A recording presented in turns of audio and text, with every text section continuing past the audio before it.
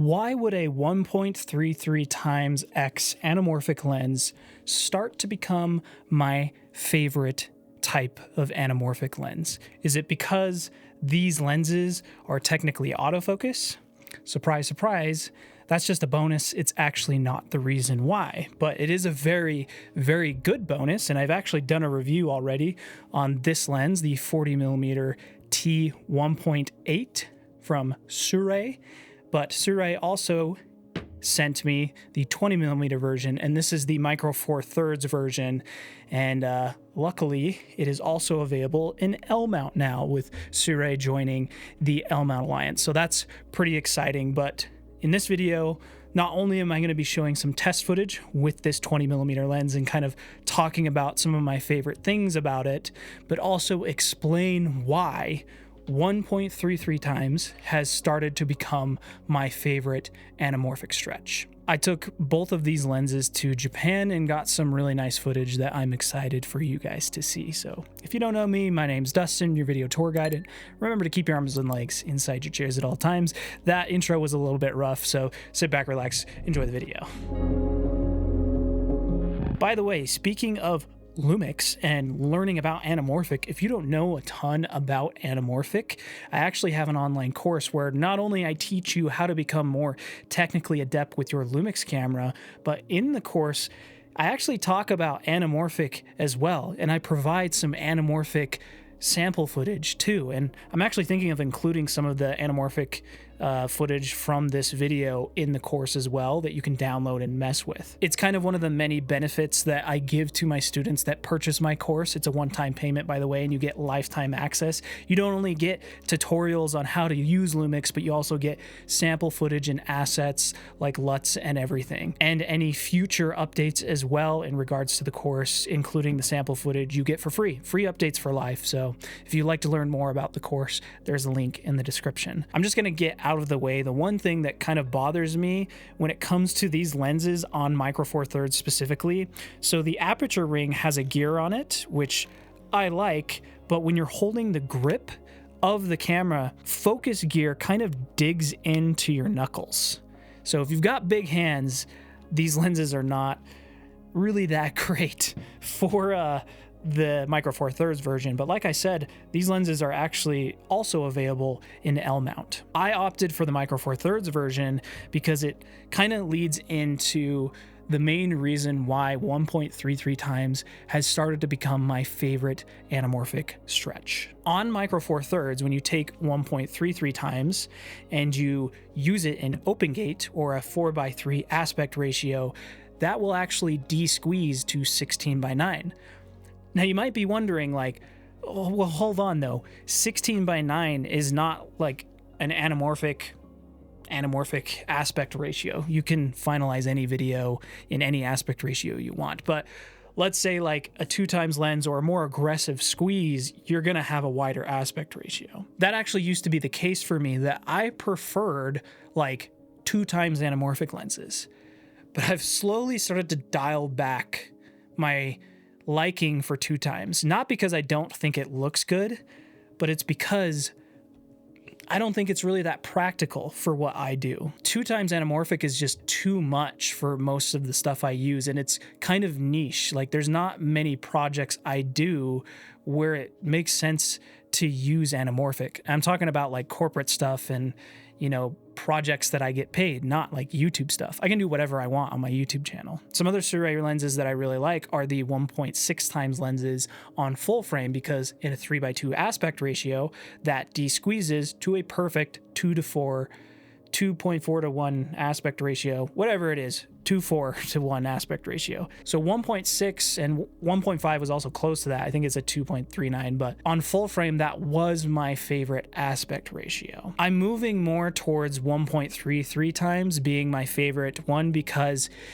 it's enough anamorphic.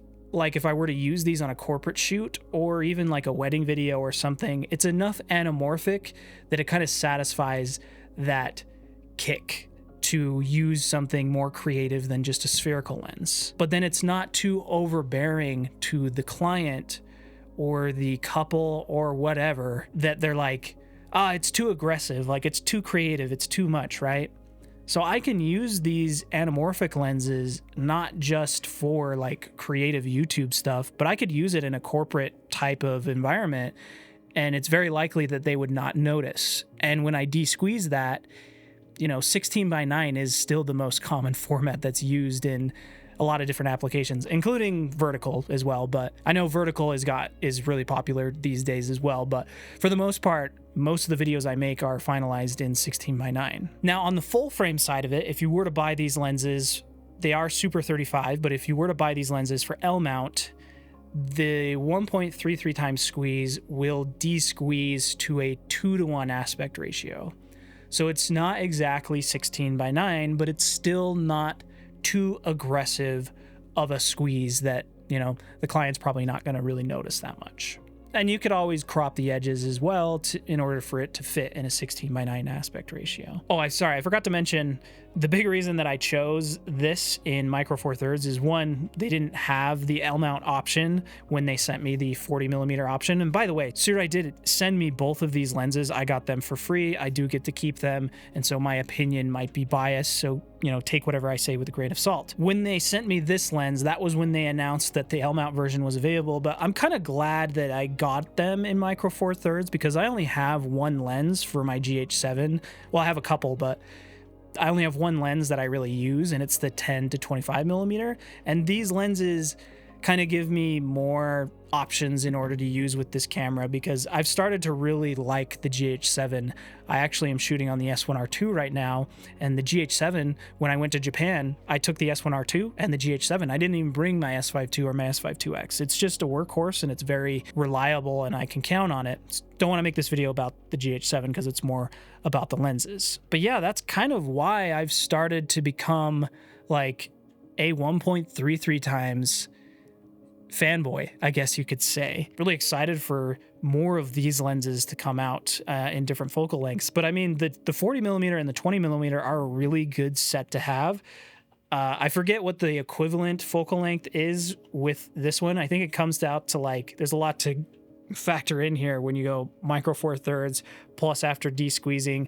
I think this 40mm turns into like a 60mm or something. Can't remember the exact number. And then this one turns into a 30mm, the 20mm after, considering it's Micro Four Thirds and then de-squeezing it. But let me talk about these lenses in particular. I already made a video about this where I tested the autofocus, and the conclusion on that was that the autofocus is great when you're using them for video, but they're also okay if you're going to use them for photos and you're just, you're doing like a single shot frame grab. If you're going to be doing like burst shot or continuous, these are probably not the best lenses to use for that, especially with a moving subject, like moving forward, backwards. It's not going to track very well. One of the things that I noticed with this lens, though, is that it doesn't have a great minimum focus distance. That says right here it's 1.97 feet. 2 feet is pretty standard for most anamorphic lenses. However, this 20mm has a 1.31 minimum focus distance. So really quite good, and you can potentially vlog with this as well.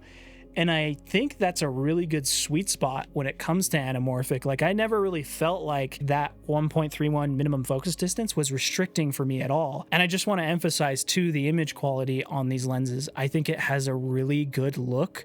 It's unique, and you can see that bokeh if you really look for it. Like, when you get close to your subject on either of the lenses, you can tell that it's anamorphic if you're really looking for it, even though it's just a 1.33 times.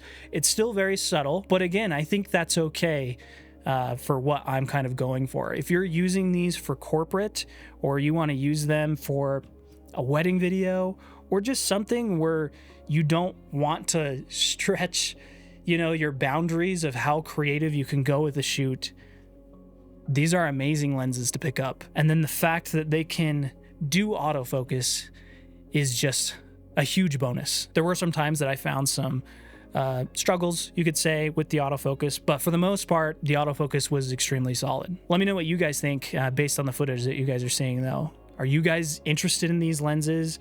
Are you thinking about waiting and maybe Sirui will come out with a full frame option that has autofocus? Who knows? The future honestly is really bright. I'm excited to see how things develop over these years, and I will have links, by the way, in the description if you are curious about the lenses and want to pick some up. They will be affiliate links, and if you use those, I do get a kickback, so thank you if you do use those. You can always support me though just by hitting the subscribe button and the bell button to be notified of future uploads.